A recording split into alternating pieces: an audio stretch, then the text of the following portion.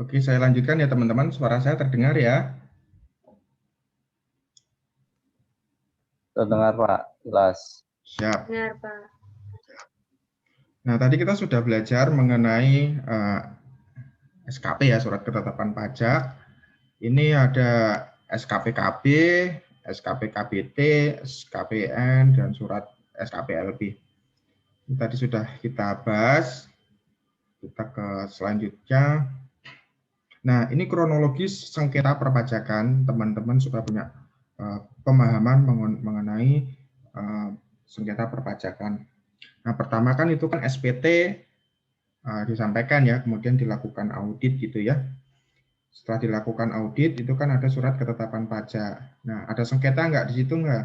Nah, teman-teman setuju nggak dengan surat ketetapan pajaknya? Nah, apabila tidak setuju, itu bisa dilakukan keberatan pajak. Nah, keberatan itu bisa ditindaklanjuti dengan banding. Atau keberatan tersebut bisa dilakukan melalui pembetulan atau peninjauan kembali. Nah, apabila perusahaan atau badan usaha sudah setuju dengan surat ketetapan pajak yang diberikan oleh Fiskus atau kantor pajak, maka selesai. Apa yang ada di SKP itu ya kita bayar. Misalkan SKP kurang bayar ternyata 1 miliar misalkan, ya kita bayar, selesai 1 miliar. Nah, kemudian sengketa perpajakan. Sengketa pajak timbul apabila penetapan pajak oleh Fiskus itu tidak sesuai ya teman-teman dengan pendapat wajib pajak. Pemotong atau pemungutan oleh pihak ketiga tidak sesuai dengan pendapat wajib pajak. Jadi undang-undang mengakomodir apabila surat ketetapan pajak itu apa yang harus kita bayar tidak sesuai dengan pendapat kita bisa menempuh jalur melalui sengketa perpajakan. Seperti itu. Nah, sengketa perpajakan itu terkait materi dari SKP, mekanisme keberatannya itu diatur dalam pasal 25 Undang-Undang KUP ya. Teman-teman nanti bisa baca.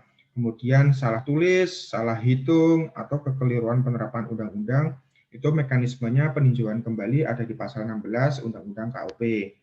Nah, untuk sanksi administrasi dan ketetapan pajak yang tidak benar, mekanismenya ada di pasal 36 Undang-Undang KUP. Teman-teman bisa lihat di sana. Bisa baca lagi di sana.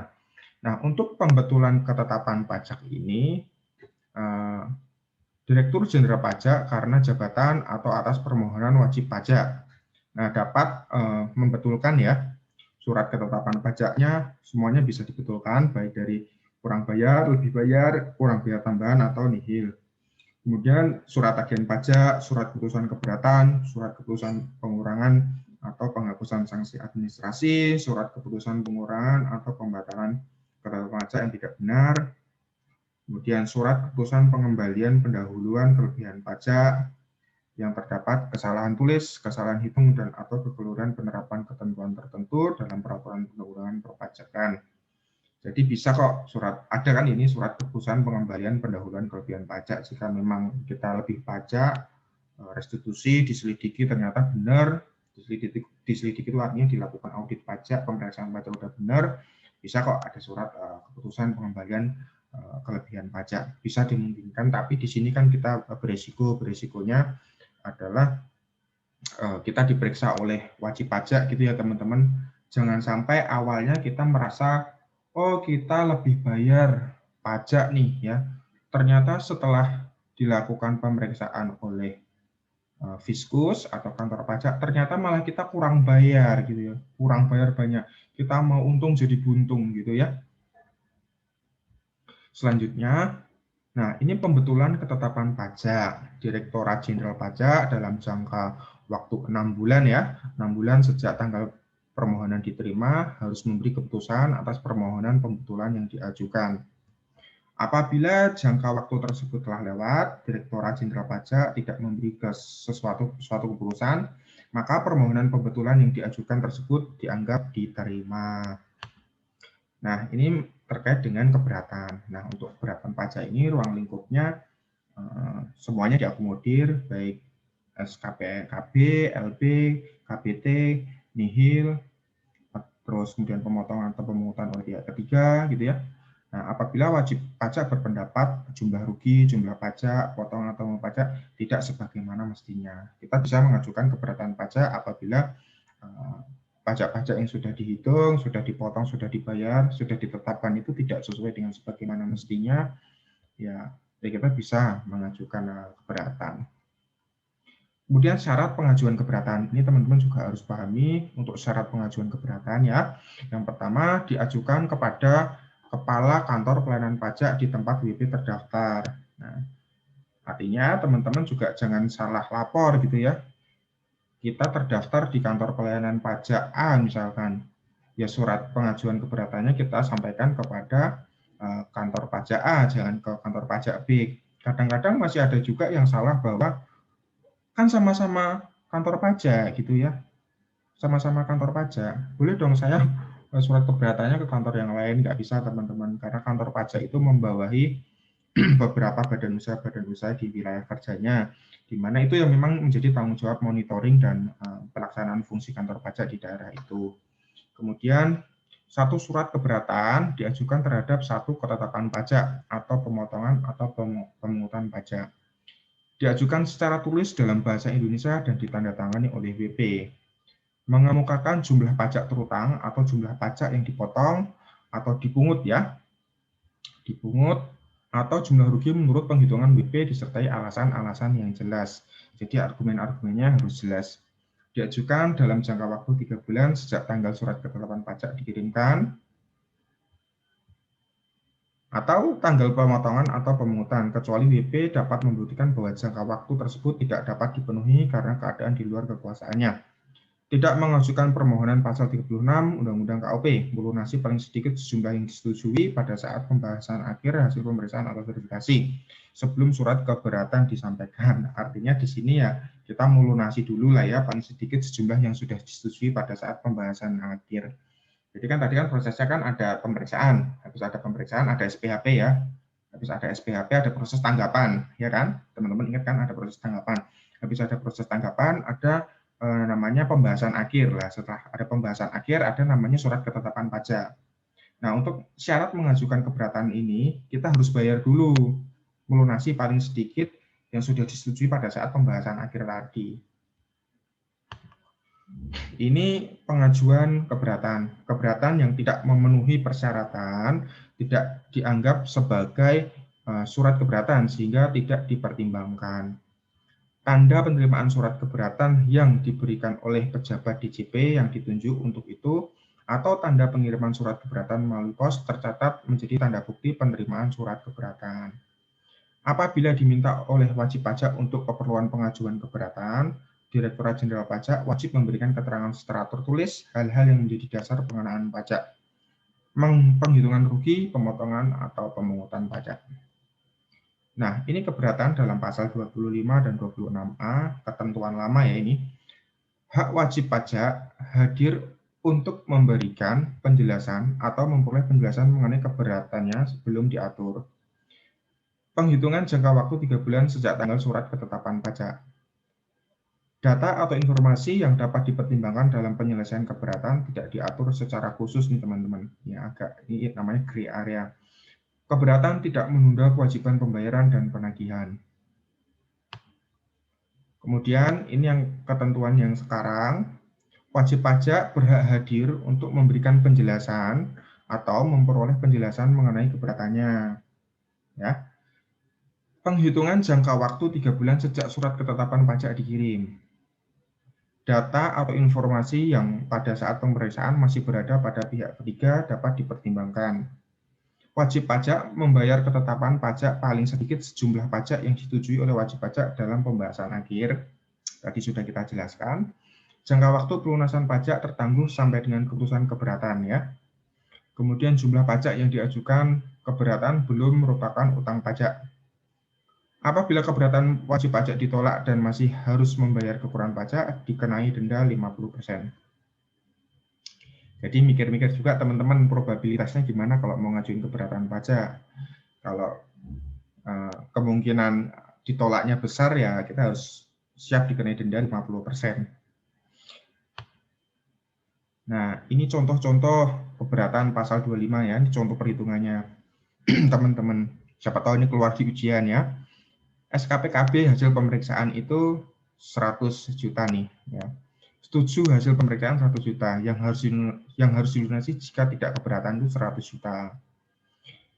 Contoh 2, SKPKB hasil pemeriksaan 100 juta. Setuju hasil pemeriksaan hanya 30 juta. Harus dilunasi sebelum mengajukan keberatan itu 30 juta. Ya, tadi pada saat masih ingat ya pada saat pembahasan akhir tadi ya. Nah, itu harus dilunasi 30 juta. Nah, keputusan keberatan SKPKB menjadi 80 juta nih teman-teman. Artinya pajak kurang dibayar itu adalah 50 juta. Kan 80 juta dikurangi 30 juta ya. Nah, kemudian jangan lupa perhitungkan juga sanksinya itu teman-teman. Sanksi dendanya 50% dikali kekurangannya tadi 50 juta. Jadi 25 juta. Artinya yang harus dilunasi jika tidak mengajukan banding itu 75 juta. Beda kalau banding ada prosesnya lagi teman-teman. Nah, kalau setuju dengan hasil pemeriksaan itu, dengan hasil keberatan itu ya kita harus melunasi 75 juta. Lumayan juga ya. Sampai sini ada yang mau ditanyakan teman-teman? Belum ya. Jadi tadi harus dilunasi sebelum mengajukan keberatan itu 30 juta, kemudian harus dilunasi jika tidak mengajukan banding itu 75 juta. Lumayan juga kan? Ini sudah dibayar tadi dilunasi 30 juta plus tambah 75 juta. Jadi 30 totalnya 30 juta tambah 75 juta. Biar pajaknya gede banget kan? Kemudian keputusan keberatan. Keputusan keberatan harus diteliti, tepat dan cermat serta bersifat menyeluruh ya. Dalam memutuskan suatu keberatan dapat mencakup masalah-masalah yang tidak diungkapkan oleh WP atau bila ada juga menyangkut pembetulan salah tulis atau salah hitung dalam ketetapan pajak yang disengketakan. Keputusan keberatan dapat berupa menerima seluruh atau sebagian, ya, menolak, atau menambah besarnya jumlah pajak yang terutang yang ditetapkan dalam surat ketetapan pajak, atau yang dipotong atau dipungut oleh pemotong atau pemungut. Nah, keputusan harus diterbitkan dalam jangka waktu 12 bulan sejak tanggal surat keberatan diterima. Ya, keputusan harus diterbitkan dalam jangka waktu 12 bulan sejak tanggal surat keberatan diterima. Nah, apabila jangka waktu tersebut telah dilewati dan keputusan belum diterbitkan, maka demi hukum permohonan wajib pajak dianggap diterima. Jadi di sini wajib pajak diuntungkan ya teman-teman. Jadi badan usaha itu diuntungkan. Apabila dia sudah mengajukan keberatan pajak, sudah ada bukti bahwa surat keberatan itu sudah diterima oleh Direktorat Jenderal Pajak dan tidak ditindaklanjuti selama 12 bulan, maka keberatannya itu diterima. Artinya di sini kan bisa jadi ada unsur kelalaian dari sisi fiskus atau pajaknya gitu. Jadi pihak pajak tidak melakukan kewajibannya gitu lah ya. Dibiarin aja gitu surat keberatannya ya, bisa jadi keberatan itu kita terima. Nah, di sini kita diuntungkan. Nah, ini banding, proses banding ya. Wajib pajak dapat mengajukan permohonan banding hanya kepada Badan Peradilan Pajak terhadap keputusan mengenai keberatannya yang ditetapkan oleh Direktorat Jenderal Pajak. Nah, ketika surat putusan keberatannya itu sudah ditetapkan, kita bisa mengajukan banding ke Peradilan Pajak. Naik lagi itu ya. Putusan Badan Peradilan Pajak merupakan putusan akhir dan mempunyai kekuatan hukum tetap atau inkrah. Inkrah itu artinya ya sudah tetap keputusan hukumnya, sudah tidak bisa diotak-atik lagi gitu ya, sudah final, sudah akhir. Nah, permohonan diajukan secara tertulis dalam bahasa Indonesia dengan alasan yang jelas dalam waktu 3 bulan sejak keputusan diterima. Dilampiri salinan dari surat keputusan tersebut. Pengajuan permohonan banding tidak menunda kewajiban membayar pajak dan pelaksanaan penagihan pajak.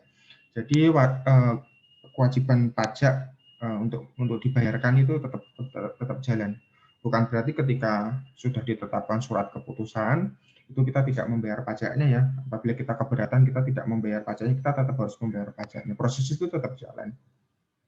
Syarat banding. Nah, diajukan secara tertulis dalam bahasa Indonesia dengan alasan yang jelas. Diajukan dalam jangka waktu 3 bulan sejak keputusan diterima. Nah, pasal 27 ayat 3 Undang-Undang KUP ditambah dengan syarat lain, yaitu terhadap satu keputusan diajukan surat banding.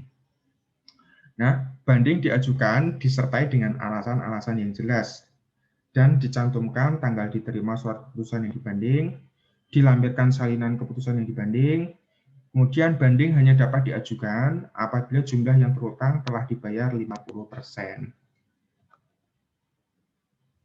Ini banding pada pasal 27, pengajuan banding menunda jatuh tempo pelunasan pajak yang dibayar sampai 1 bulan sejak terbit putusan banding.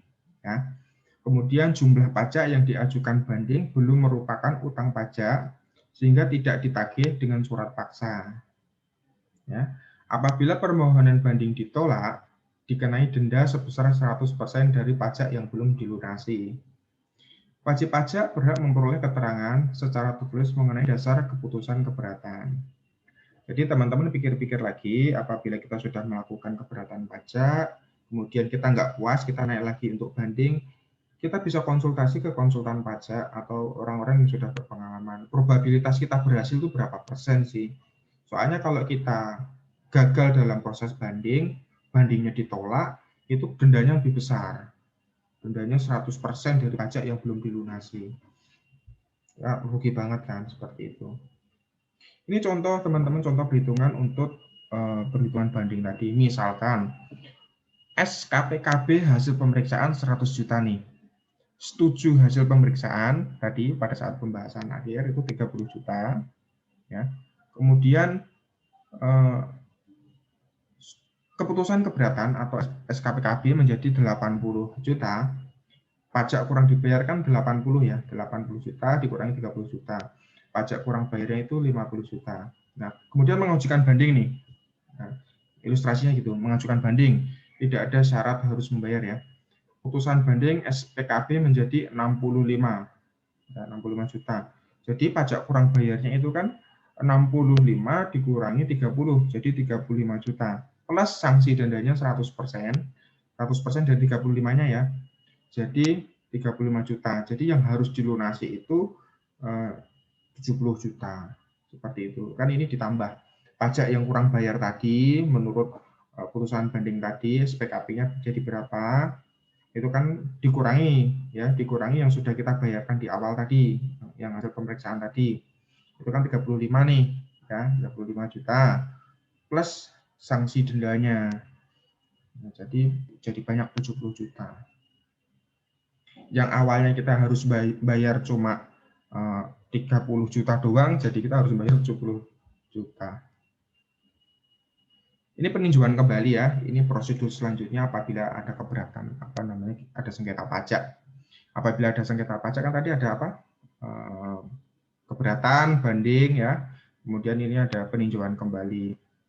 Alasan apabila putusan pengadilan pajak didasarkan pada suatu kebohongan atau tipu muslihat pihak lawan yang diketahui setelah perkaranya diputus atau didasarkan pada bukti-bukti yang kemudian oleh hakim pidana dinyatakan palsu.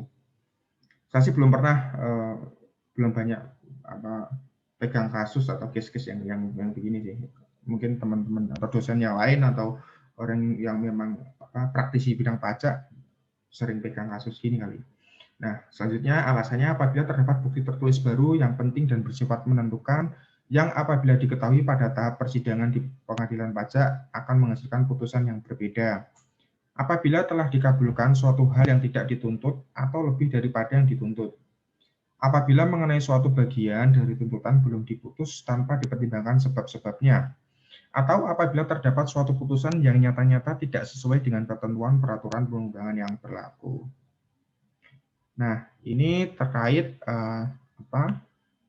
pengurangan atau penghapusan sanksi administrasi. Dasar hukumnya pasal 36 ayat 1 Undang-Undang KUP. Ya, ini Direktorat Jenderal Pajak karena jabatan atau atas permohonan wajib pajak dapat mengurangkan atau menghapus sanksi administrasi, denda, bunga, dan kenaikan yang ternyata dikenakan karena adanya kekilafan wajib pajak, ya, atau bukan karena kesalahan wajib pajak, seperti itu. Nah, misalkan kemudian setelah dilakukan peninjauan kembali, ternyata ada kesalahan atau kelalaian yang dilakukan oleh wajib pajak, itu bisa kok bisa dihapus atau dikurangi sanksi administrasinya. Tapi dengan syarat bahwa itu memang adanya kekhilafan atau kelalaian kelalaian wajib pajak, bukan karena kesalahan wajib pajak. Ini adanya kekhilafan ini ya, pemeriksa pajak. Selanjutnya, pengurangan atau penghapusan sanksi administrasi.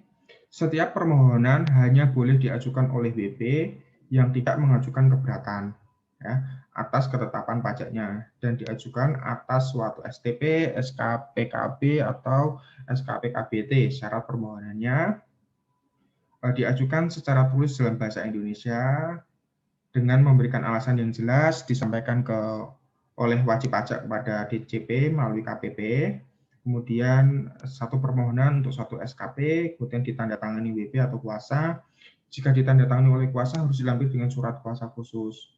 Nah, yang di Bali ini diingat-ingat ya teman-teman, untuk pengurangan atau penghapusan sanksi administrasi ini, setiap permohonannya hanya boleh diajukan oleh wajib pajak yang tidak mengajukan keberatan ya teman-teman. Yang tidak mengajukan keberatan.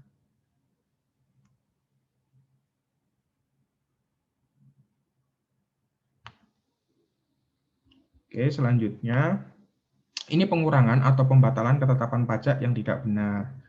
Ini bisa dilakukan ya, itu karena jabatan atau atas permohonan wajib pajak dapat mengurangkan atau membatalkan ketetapan pajak yang tidak benar ya. Syaratnya itu diajukan untuk suatu surat ketetapan pajak harus menyebutkan jumlah pajak yang menurut perhitungan wajib pajak seharusnya terutang. Gitu. Selanjutnya, ini terkait dengan pengurangan dan pembatalan ketetapan pajak pada pasal 36 ayat 1B, 1C, dan 1D. Pengurangan atau pembatalan surat ketetapan pajak yang tidak benar. Pengurangan atau pembatalan SPP yang tidak benar, membatalkan hasil pemeriksaan atau surat ketetapan pajak hasil pemeriksaan yang dilaksanakan tidak sesuai dengan prosedur. Kemudian frekuensi pengajuan permohonan diatur paling banyak 2 kali untuk angka 1 dan 2 dan 1 kali untuk angka 3, maksudnya ini. Batas akhir jangka waktu penyelesaian paling lama 6 bulan. Selanjutnya, imbalan bunga ya, pasal 27A, ketentuan lama. Imbalan bunga hanya diberikan dalam hal terdapat surat keputusan keberatan dan putusan banding yang menyebabkan kelebihan pembayaran pajak terkait dengan penerbitan SKPKB dan SKPKBT. Ya. Perubahannya, imbalan bunga diberikan dalam hal terdapat surat keputusan keberatan dan putusan banding, surat keputusan pembetulan, surat keputusan pengurangan, surat keputusan pembatalan, dan surat peninjauan kembali yang menyebabkan kelebihan pembayaran pajak terkait dengan penerbitan SKPKB, SKPKBT, SPKN, dan SPKLB. Jadi di sini kan wajib pajaknya yang dirugikan gitu ya. Nah, imbalan bunga juga berkaitan dengan pasal 17B ayat 3. Coba slide selanjutnya. Nah, ini kita apalin aja nih, kita alami tahapan tindakan penagihan. Jenis tindakan surat teguran atau surat peringatan atau surat lain yang sejenis. Alasan penanganan pajak tidak melunasi utang pajaknya sampai dengan jatuh tempo. Waktu pelaksanaannya setelah 7 hari sejak saat jatuh tempo. Kemudian penerbitan surat paksa ya. Surat paksa alasan telah dilakukan surat teguran tapi tidak dihimbau gitu ya. Kemudian itu waktu pelaksanaan setelah lewat 21 hari. Kemudian penerbitan surat perintah melaksanakan penyitaan. Jadi kantor pajak itu bisa melakukan penyitaan gitu ya berdasarkan Undang-Undang Nomor 19 Tahun 2000. Ini dengan alasan telah diberitahukan surat paksa. Jadi surat paksa itu harus terbit dulu sebelum dilakukan penyitaan. Nah, itu waktu pelaksanaannya setelah lewat 2 kali 24 jam. Nah, setelah dilakukan penyitaan itu bisa dilakukan pengumuman lelang, teman-teman. Itu berdasarkan Peraturan Menteri Keuangan Nomor 24 ya tahun 2008. Itu setelah pelaksanaan penyitaan. Jadi prosedurnya harus jalan dulu. Tahap tindakan ini harus dilaksanakan urut dulu.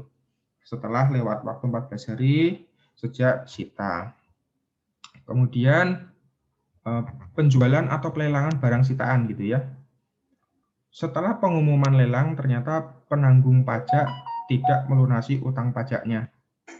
Ya, ini jangka waktunya itu setelah lewat waktu 14 hari setelah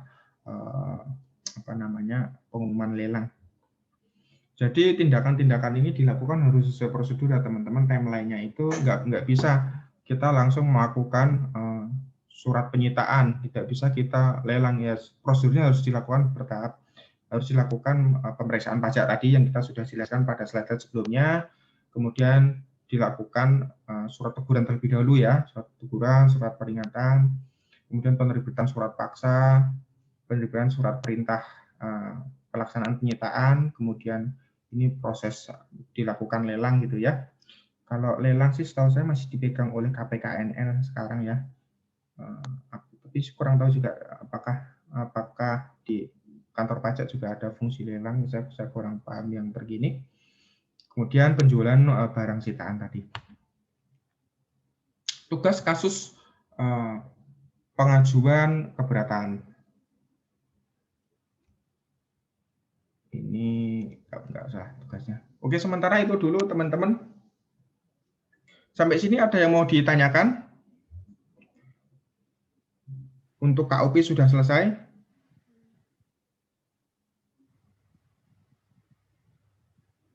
Sudah, Pak. Selanjutnya kita akan belajar mengenai kita reminding lah PPh 21 ngitungnya gimana.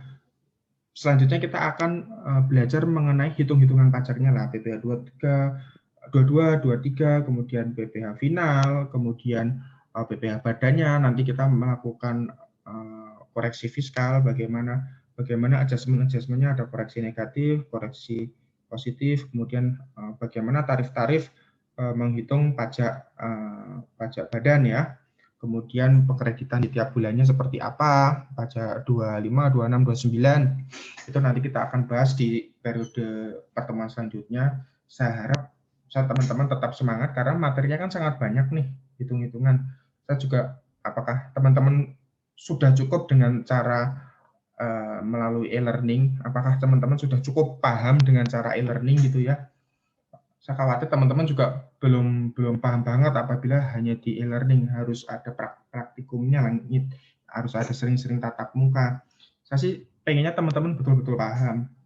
Jadi apa yang saya kerjakan juga nggak sia-sia, saya nggak hanya memberikan materi kemudian sudah selesai, saya biarin teman-teman nggak paham gitu. Saya nggak terlalu berharap bekerja di dosen mengharapkan duitnya, itu enggak ya. Saya hanya pengen lebih ke transfer ilmu dan transfer pengalaman kerja saya. Karena kalau saya nggak ngajar jadi dosen juga S2 saya kan jadi sia-sia, artinya takutnya juga ilmunya jadi lupa gitu. Tapi dengan mengajar juga ilmunya saya sampaikan kembali, jadi saya sendiri juga refresh, saya ingat. Tapi apabila teman-teman ada pertanyaan lebih lanjut, saya belum bisa jawab, nanti saya bisa diskusikan dengan teman-teman profesi, teman-teman di dosen, untuk membahas hal-hal yang belum bisa saya jelaskan misalkan. Oke, sampai sini. Baik, ada yang mau ditanyakan teman-teman?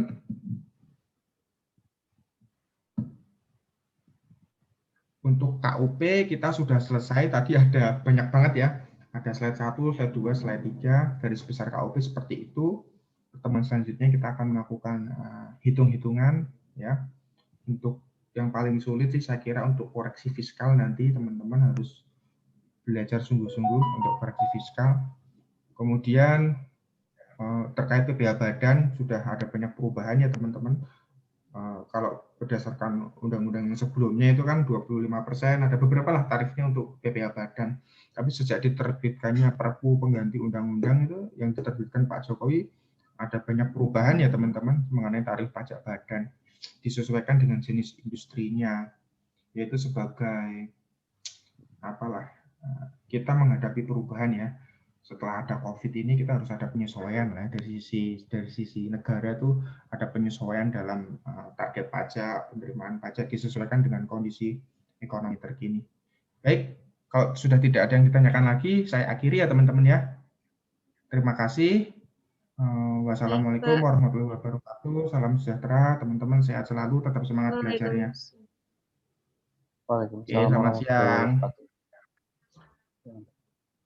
Ya. Tetap aktif ya di room ya, di e-learning. Kalau ada pertanyaan apa, tolong ditanyain ya. Kalau ada yang kurang mengerti, tolong ditanyakan ya. Tugas-tugasnya dikerjakan tepat waktu. Kalau ada yang nggak paham, nanti saya bimbing melalui e-learning itu. Harusnya begini, ngitungnya ini, yang salah ini, nanti saya sampaikan.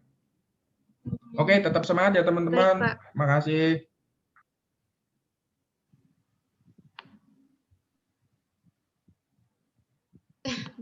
Bentar, Pak.